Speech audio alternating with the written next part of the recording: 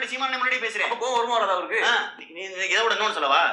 போன உடனே நான் சொன்னது, அண்ணன் இந்த 5 மாவட்டம் தென் மாவட்டங்கள் இருக்க 5 மாவட்டம் நாசமா போறதுக்கு வெற்றிக்குமார் தான் காரணம். ஆப்போசிட்ல தான் உட்காந்துருக்காரு. அனைவருக்கும் வணக்கம். நாம் தமிழர் கட்சிக்காரங்களாம் இயர்லியாக வந்து வெயிட் பண்ணிட்டு இருப்பீங்க, எப்படா விமல் ஊடகத்திலிருந்து ரிப்ளை வீடியோ வரும் அப்படின்னு சொல்லி. இந்த பிரியகுமாருக்கு நேற்றுக்கு வந்து ஒரு வீடியோ போட்டிருக்காப்புல பிரியகுமார். அதாவது பழகின முதுகுலே குத்துறதுல நம்பர் 1 துரோகி யாருன்னா, துரோகியோட மொத்த உருணம் இந்த கருணா கிருணாவெலாம் இல்லை, அதை விட பெரிய ஒரு துரோகி யாருன்னா இந்த பிரியகுமார் தான். நேற்றுக்கு வீடியோ போட்டிருக்கு. நத்தம் சிவசங்கரன் பலியானா பார்த்தீங்களா, கூட பழகினவர் அவர் கூட சாப்பிட்டு அவர் கூட ஒன்றா இருந்து மீன்ஸ் வந்து பழகி எல்லாம் பண்ணிவிட்டு அவர் முதுகுலே குத்துறது இருக்குல்ல, அவரே பலியாடுன்னு சொல்கிறது இருக்குல்ல, அதெல்லாம் கேவலத்தோட உச்சம், அடாரியத்தோட உச்சம். அதில் ஒரு 5 கேள்வி கேட்டு வச்சுருக்காப்புல. 5 கேள்வி கேட்குற மாதிரி கேட்டு நத்தம் சிவசங்கருக்கு ஆதரவாக பேசுகிற மாதிரி பேசி அவரையும் காயப்படுத்தி அண்ணன் சீமானையும் காயப்படுத்தி வச்சுருக்காப்புல. அதில் முக்கியமான பாயிண்ட் என்னென்னா, அண்ணன் சீமான் அவர்கள் வந்து நத்தம் சிவனுடைய அம்மா வந்து ஆபாசம் பேசிட்டாரு அப்படின்ட்டு அந்த இடத்துல கேமரா பார்த்து நான் சொல்கிறேன் அப்படின்ட்டு சொல்கிறாப்புல.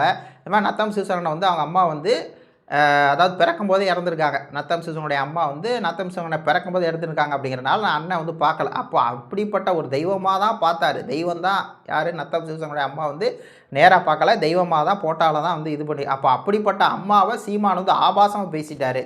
அது எப்படி வந்து பார்த்தீங்களா, இதுதான் வந்து சூழ்ச்சி பேச்சு. இதுதான் வந்து ஒரு இவரை அதாவது இவங்களோட பிளான் என்ன அப்படின்னா, நத்தம் சிவனை கட்சி விட்டு வெளியே போயிட்டாரு, அப்படியே அவரை வந்து அதிமுக கூட்டு போயிடணும், அப்படியே அவர் வந்து பாஜக பக்கம் கூட்டு போயிடணும், அப்படியே தவக பக்கம் கூட்டு போயிடணும், திருப்பி நாம் தமிழர் கட்சிக்குள்ளே நத்தம் சிவன் வரக்கூடாது. ஒருவேளை நத்தம் சிவன் வந்துட்டார் அப்படின்னா அது நாம் தமிழர் கட்சிக்கு பெரிய ப்ளஸ் ஆகி போயிடும். திருப்பி நாம் தமிழர் கட்சி வந்து வளர்ச்சி அடையும், தமிழ் தேசிய வளர்ச்சி அடையும். அப்போ இவரை வந்து உள்ளே வரவிடாமல் தடுக்கணும் அப்படிங்கிறதுனால தான் நயவஞ்சமாக நத்தம் சிவன் கூட இருந்து அண்ணன் சீமானுக்கு எதிராக பேசுகிற மாதிரி எவ்வளோ புஷ் பண்ணி பார்த்து பேச வச்சுருக்காங்க. ஆனால் அவர் தெளிவாக இருந்திருக்காரு. யார், நத்தம் சிவசரனை வந்து தெளிவாக இருந்திருக்காரு. அவர் எதனால் வந்து கட்சி விட்டு போனார் அப்படிங்கிற அந்த இது இருக்குது, வீடியோ இருக்குது, அதை நான் வந்து சொல்கிறேன். முதல்ல இந்த கேள்விக்கு வந்து பதில் சொல்லிக்கலாம். இது ஒரு கேள்வி வந்து கேட்டிருக்காப்புல. இப்போ இதுக்கு நம்ம என்ன பதில் சொல்கிறோம்னா, அண்ணன் நத்தம் சிவன் அண்ணன் சீமான் அவர்களும் பேசிட்டாங்க. இப்போ ஒன்றும் இல்லைங்க, அண்ணன் தம்பிக்குள்ளே பிரச்சனை. அண்ணன் வந்து தம்பியை திட்டாரு, தம்பி வந்து திருப்பி அண்ணனை திட்டாரு.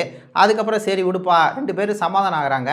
சரியா, அவர் இந்த வெற்றிக்குமரன் அப்படிங்கிற நபர் தான் மெயினாக காரணம். நான் நத்தம் சிவனை பற்றி அண்ணன் சீமான் அவர்களோட பொய் தகவலை கொடுத்து இன்னும் சொல்ல போனால் கட்சி விட்டு நத்தம் சிவன் வெளியே போகிறதுக்கு காரணமே இந்த பிரியகுமார், ஜெபக்குமார், அப்புறம் வந்து இந்த கிஷோர் கேசாமி, வெற்றிக்குமரன் போன்றவர்கள் தான். அதில் மெயினான ஆள் பிரியகுமார் தான் காரணம். ஏன்னா அண்ணன் சீமான் அவர்கள் இப்படி ஆபாசமாக பேசிட்டார் அப்படின்னா யார்கிட்ட பேசினார், இந்த ஆடியோ எப்படி வெளியே வந்துச்சு, இந்த ஆடியோ யார் வந்து வெளியிட்டா, எல்லாம் இந்த பிரியகுமார், கிஷோர் கேசாமி ப்ளஸ் வந்து நத்தம் சிவசங்கரனை வீழ்த்தணும்னு நினைக்கக்கூடிய பல கும்பலை தான் வெளியேறுது. அப்போது இந்த ஆடியோ வெளியிட்டதே மெயினாக யார், இந்த கும்பலை தான். இதை நல்லா புரிஞ்சுக்கணும்.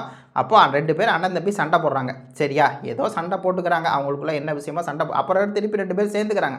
சரிண்ணே, அதெல்லாம் நம்ம வந்து ஒரு பெரிய விஷயமா எடுத்துக்க வேண்டாம். அப்போ அண்ணன் சீமான் அவர்களும் கண்டிப்பாக மன்னிப்பு கேட்டிருப்பாரு. நான் சொன்ன வந்து தப்பு தான்ப்பா, நான் அந்த மாதிரி பேசிக்க கூடாதுன்னு சொல்லி அவர் ஃபீல் பண்ணியிருப்பார். அண்ணன் சீமானும் நத்தம் சிவசங்கரனை அண்ணன் கூப்பிட்டாரு, என்ன இருந்தாலும் அவரே அண்ணன் அப்படின்ட்டு. அது வந்து ஒரு ரிலேஷன்ஷிப்பு, 5 வருஷம் பழக்கம், 5 வருஷமாக 20 வருஷமாக அண்ணன் சீமானோட பழக்கம் அப்படிங்கிறனால அவங்க அதை பெருசாக எடுத்துக்கல. ஆனால் ஒரு ஊடகத்தில் உட்காந்து அதை திருப்பி நீ கோட் பண்ணி அதை திருப்பி, அதாவது முடிஞ்சிருச்சுங்க, ஒரு பிரச்சனை நடந்துச்சு, அண்ணன் பேசினார், ஆமாம் பேசினார், அப்புறம் முடிஞ்சு 2 பேர் திருப்பி அண்ணன் தம்பி பேசிக்கிட்டாங்க. இடையில இருக்கவன் சூழ்ச்சி பண்ணுறான், இவர் எப்படியாவது கட்சி விட்டு தூக்கணும் அப்படின்னு சொல்லி நான் முன்னாடி அந்த வீடியோ கூட வைக்கிறேன் பாருங்கள். அப்போது அதை மீறி 2 பேர் சேர்ந்துட்டாங்க. 2 பேர் இப்போ இணக்கமாக இருக்காங்க. 2 பேரும் தோள் போல கை போட்டு நிற்கிறாங்க. முடிச்சில்ல, இப்போ இதே எதுக்கு பேசணும்? அம்மாவை, சாமியார் கூடிய அம்மாவை சீமான் திட்டான்னு திருப்பி எப்படி கொண்டு வரணும்னா, திருப்பி அசிங்கப்படுத்த யாரை, அண்ணன் நத்தம் சிவசங்கரனை அசிங்கப்படுத்த, அண்ணன் சீமானே அசிங்கப்படுத்த, சீமான் ஆபாசமாக பேசுவார் அப்படின்னு சொல்லி. சரி, எடப்பாடி ஆபாசமாக பேச மாட்டாரா? ஏன் வந்து விஜய் வந்து ஆபாசமாக பேசும்? விஜய் வந்து படத்திலே வந்து எவனோ ஒரு மகன் அப்படிம்பார். யார், இந்த விஜய். அப்போது உங்களுக்கு அந்த விஜயெல்லாம் வந்து உங்களுக்கு வந்து பிரச்சனை இல்லை, எவனோ ஒரு தேவையில்லாத மகன் அப்படின்னு படத்தில் பேசுவாப்புல. எதுக்கு எடுத்தாலும் வந்து போட்டு வார்த்தையெல்லாம் பேசுவாப்புல. ஆனால் என்னென்னா இப்படி கட்டமைக்கணும். நத்தம் சிவன் உள்ளே வந்தது என்னென்னா பல பேருக்கு வைத்தறிச்சல். அதில் மெயினாக அவர் நத்தம் சிவனை வந்து திருப்பி கட்சிக்குள்ளேயே வரக்கூடாதுன்னு சொல்லி கூட இருந்து கழுத்த இருக்கலாம்னு நினச்ச கும்பல் இந்த கும்பல். அப்போது இது நீங்கள் நல்லா புரிஞ்சுக்கணும். அப்புறம் ஒரு கேள்வி கேட்டால் நத்தம் சிவசங்கரன் பேர்லேயே வந்து நத்தம்னு இருக்குது. அவர் நத்தம் தொகுதி தான் 20 வருஷம் கலப்பணி செஞ்சுருக்கிறாரு.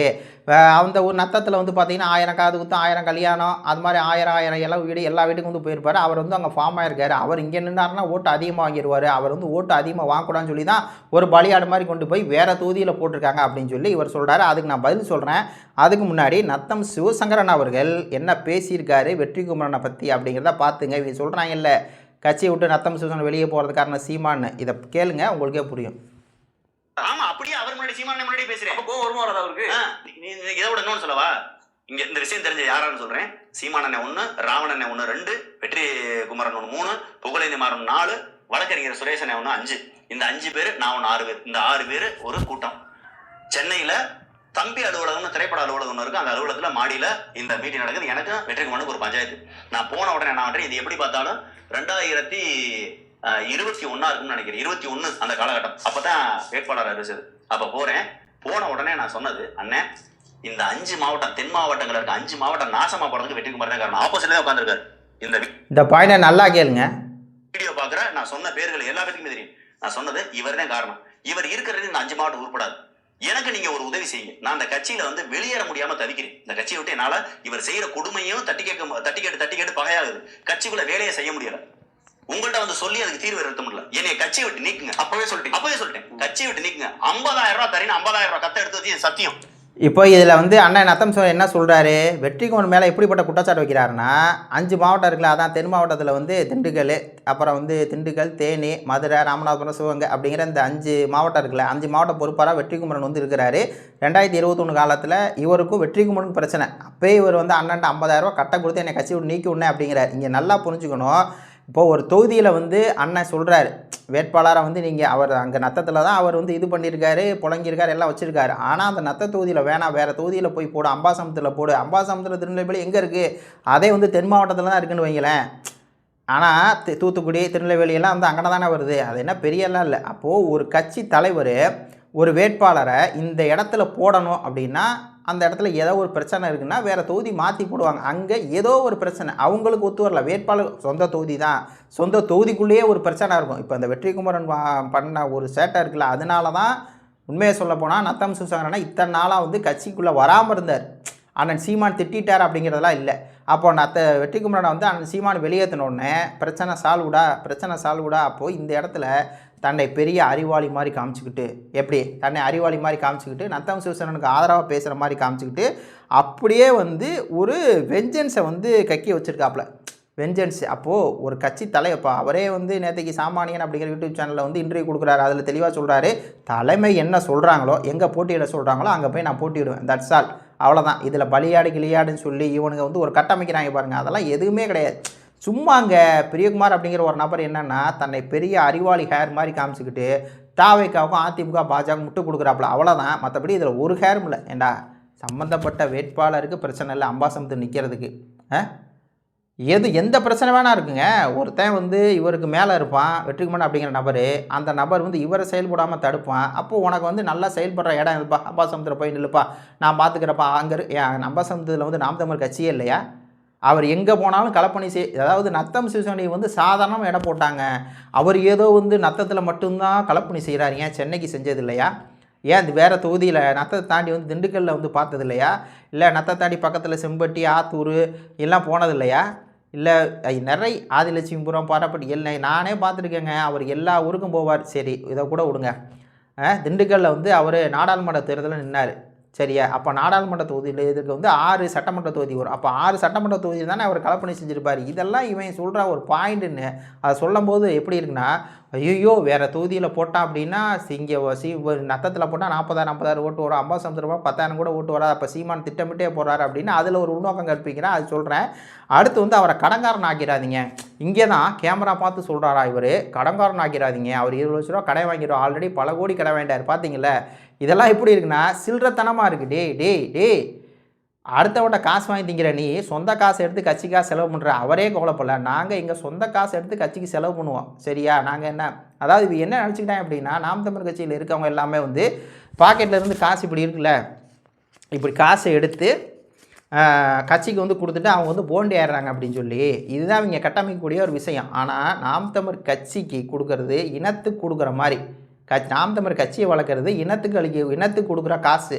அந்த காசு வந்து போனால் நாங்கள் சம்பாரிச்சுக்கலாம் சரியா. ஒன்றே மாதிரி கடைக்காரனாக்காதீங்க கிடங்காரன் அது அவருக்கு தெரியும்டா. என்னமோ 20 லட்ச ரூபா அவர் கடை வாங்கிடுவார். இவன் ஒரு பேசக்குள்ள என்னென்னா அவர் மேலே அக்கறைப்படுற மாதிரியே பேசுவான். அவருக்கு சக்தி இருக்குது வாங்குறாரு திருப்பி கட்டுவார். உனக்கேண்டா வலிக்குது உனக்கேன் வலிக்குது நாங்கள் கேட்குறோம். எங்கள் கட்சிக்காரங்க கடை வாங்குறாங்க வேட்பாளர் நிற்கிறாங்க கடை வாங்குறாங்க செலவு பண்ணுறாங்க திருப்பி கடை கட்டுறாங்க. உனக்கேன் வலிக்குது? பல கட்சியை மாதிரி எங்கள் கட்சியில் இருக்க வேட்பாளர் வந்து எதிர்கட்சிக்காரன்ட்ட காசு வாங்கிக்கிறாங்களா இல்லை வந்து டெபாசிட் கட்டுறாங்களா? இப்போது ஒன்றும் இல்லை. திமுகவில் வந்து தெரியும் எம்எல்ஏ சீட்டு வேணும்னா 100 கோடிக்கு மேலே ஏதோ கொடுக்கணுங்கிறாங்க. இப்போ மினிமம் வச்சா ஒரு 5 கோடி கொடுக்கணும் வைங்களேன். ஏன் இப்போ தாவைக்க கூட 1 கோடி கேட்குதா எம்எல்ஏ வேட்பாளருக்கு. நாம் தமிழ் கட்சி என்ன அப்படியா எங்களுக்கு கொடுங்க 20 லட்சம் கொடுங்க 30 லட்சம் கட்சி வேட்பாளர்னா 10 லட்சமோ 5 லட்சமோ தொகுதிக்கு அந்த பிரச்சாரத்துக்கு செலவு பண்ணுவாங்க. அதை பற்றி நீ ஏன்ப்பா கவலைப்படுற? நீ ஏன் கவலைப்படுற? நீ போய் என்ன பண்ணி சப்போர்ட் பண்ணுற அந்த தாவைக்கா தற்கொலை பசங்கள்ட்ட போய் சொல்லு விஜய்க்கு பெரிய பேனர் வைக்காதீங்கடா விஜய்க்கு பாலாபிஷேகம் பண்ணாதீங்கடா 100 ரூபா டிக்கெட் 1000 ரூபாய்க்கு வாங்காதீங்கன்னா அங்கே போய் சொல்லு. இங்கே வந்துட்டு இவர் மேலே அக்கறை இருக்க மாதிரி வந்து அதில் வந்து சொல்கிறது.